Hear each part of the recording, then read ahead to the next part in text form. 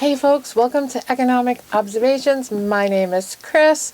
It is Thursday, the 4th of February. Hard to believe it's already February, folks. And it has been a week since my last video, and my apologies. Unemployment came in lower than expected at 779,000. Boy, lower than expected. Last week it was 849,000 people. But these are new filings. These are people who have never been on unemployment during this pandemic before. Folks, we're not improving at all. Hospitalizations and infection rates are going down, but it doesn't mean we're out of the woods yet. A friend of mine got her vaccine today. She's 78 years old, and she was one of the lucky ones. I guess she called the town who was having visiting nurses come by, and she was vaccinated with the Moderna kind. She told me that, boy, it was moving really fast. They were moving about 10 people every 15 minutes.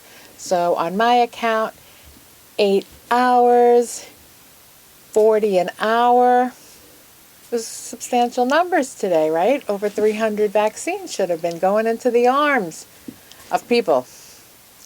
And then I checked my town's Facebook page, and they only had 50 vaccines. So folks, at this rate, I don't think I'm getting vaccinated till September. Massachusetts is doing a horrible job in getting those vaccines into the arms of people, but I guess it's really not their fault. We don't have the vaccine. That is the troubling part.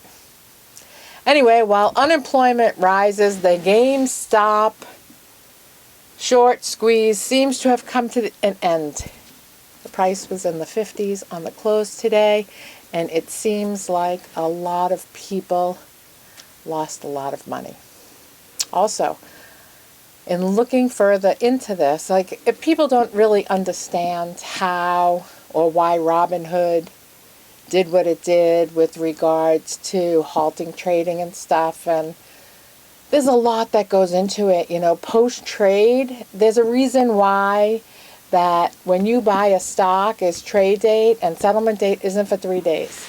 There is T+1, T+2, and then settlement date. So there is unsecured liability during those 2 days.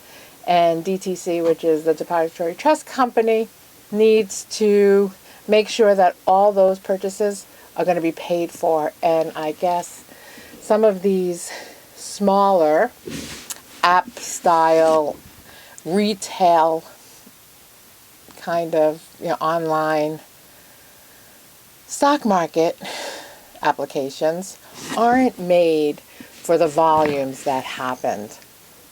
And Robinhood wasn't prepared. They just didn't have the liquidity. They were in trouble.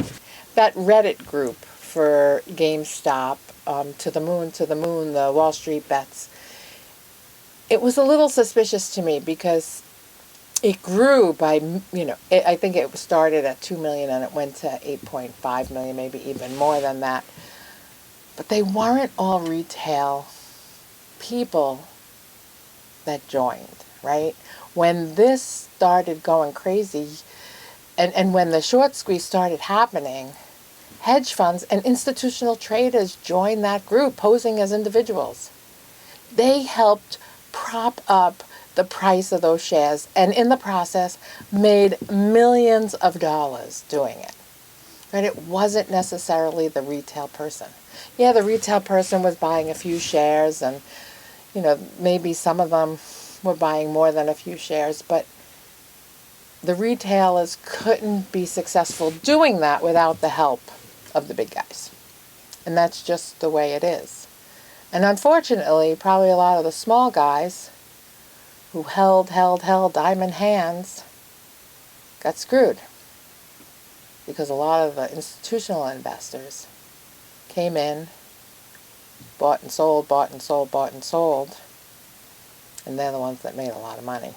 I'm not saying none of the retailers made money, but a lot of them lost money.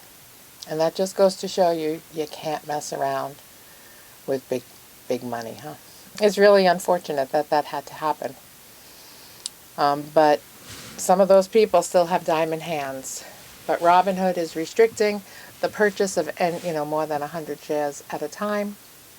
And if you already hold 100 shares, I guess you can't buy any more shares. And yeah, a lot of people are getting upset with Robinhood. But again, if you are a big time trader and investing millions of dollars through Robinhood, that's your fault. Because if you have that kind of money to invest, you should really have a broker that you can call and ask them to put that order in. And they should be able to do it without you having to deal with a computer app and no person to talk to. I mean, we've gotten so used to just doing everything on our phones. But when it comes to big money and big purchases, you need to pay for it. Right? People don't pay for Robinhood. Citadel pays for Robinhood. And you, as a Robinhood customer, are their product. You're not their customer. Their customer is Citadel. Citadel pays them for the privilege of trading on your behalf. Does that make sense?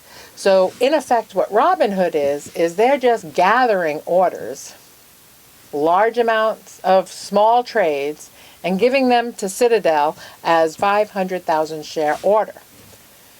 And they're doing an institutional trade on your behalf. Okay, and that's how Robinhood gets away with what they're doing. But Robinhood has to get paid. And also Robinhood is acting as your custodian bank as well, or your prime brokerage if you are shorting and have margin accounts, right? You can't have margin or short at a custodian bank, but you can at a broker-dealer. And Robinhood has since 3 years ago went and filed and became a custodian as well. Retail investors aren't even paying for the ability to have a custodian bank, right? They're just not paying anything. And Robinhood has to make money from somewhere. And so they make it through Citadel. And that's how it basically works. But Robinhood doesn't have the liquidity, right? They're not used to doing such large amounts of volumes. And DTC said, hey, listen, this stock is too volatile.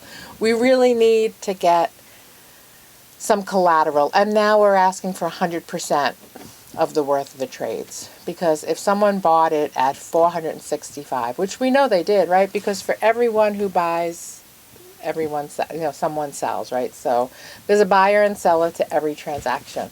So someone who sold at the all-time high did really well, and someone who obviously bought didn't.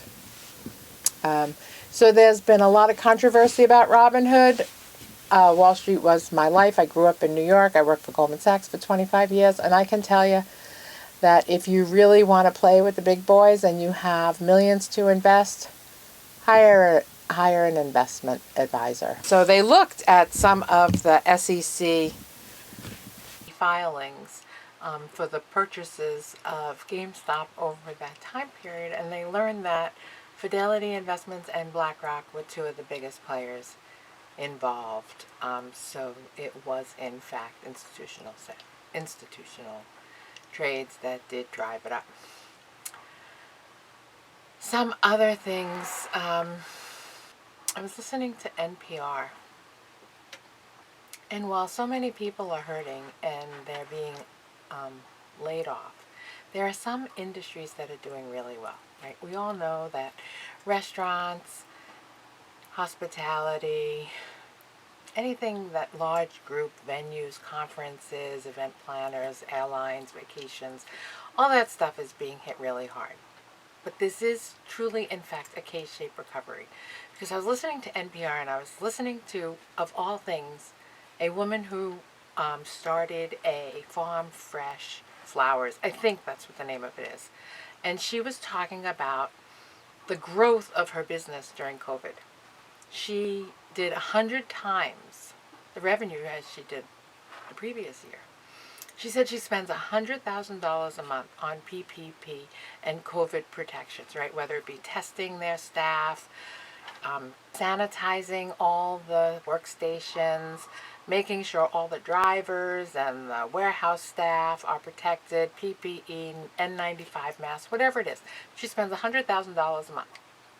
But her business is growing. I guess people can't see one another So they're sending flowers. And we all know that there have been a lot more deaths, so maybe funerals have increased. But we certainly know that there have been no weddings or proms, so there have been flowers missing from all those kind of events.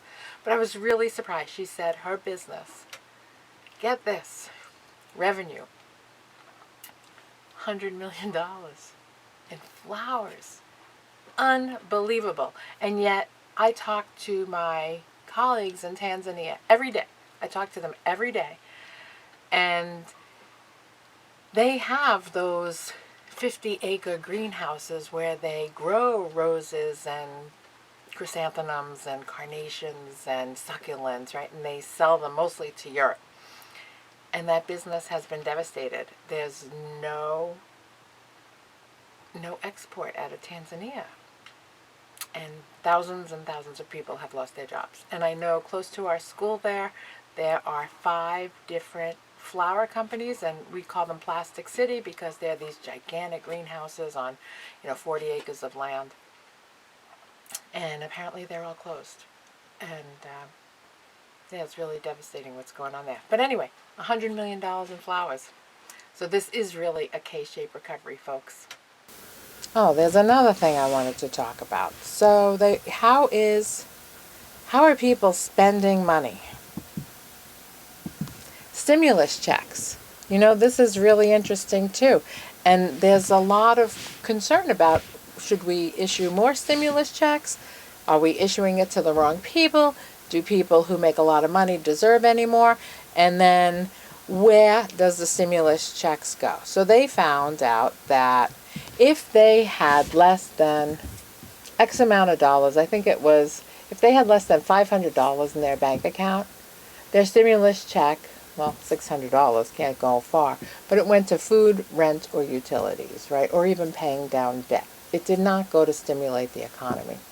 And for those that had $3,000 or more in the bank, those stimulus checks went into the bank, and people are saving them. They're not spending them the way the government had intended. So now they're trying to limit who really gets the checks. They want it to go out into the economy, and they want it to go and people to buy stuff and to support local businesses and to keep it going. We'll see where it goes. And then there's people who got PPP loans. And what did they do with them? They bought Mercedes-Benzes. There was one guy in Florida who said that he had 79 employees. He got $1.9 million. He built himself a built-in pool in his backyard, a new Ford 250 $70,000 car, and a $100,000 Mercedes. And he took $100,000 in cash. He had no employees. Anyway, he's facing 40 years in federal prison. There are people who didn't necessarily take $1.9 million out and who will get caught doing stupid stuff like that. But there are people who took tens of thousands of dollars or hundreds of thousands of dollars and did the same thing. There was no vetting. It was like, just go apply and you can get a check. No questions asked. Anyway, that's why a lot of things, that's why cars are selling, right? That's why people who shouldn't have money, and they're spending it recklessly. Anyway, that's stimulating the economy. It's those PPP loans, and more are going out every day. But what happens when they stop? What happens when people have to pay them back? Can they pay them back? Will they be able to pay them back? Will they file bankruptcy? What happens when these notes are due? I don't know, folks. Anyway, I sold some Litecoin the other day. It wasn't mine. Well, it was mine, sort of. It belonged to the Tanzania School Foundation, and that money has already gone out to Tanzania to help support our school. So I'm glad for the rush that it was yesterday. And that's one thing about cryptos. You sell it, and the cash is yours right away. And remember, just because you see a gain on paper doesn't mean it's realized until you sell the asset.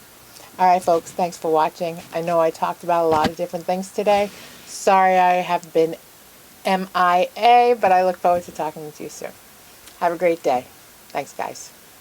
Hey, if you can like this video or hit subscribe, I really appreciate it.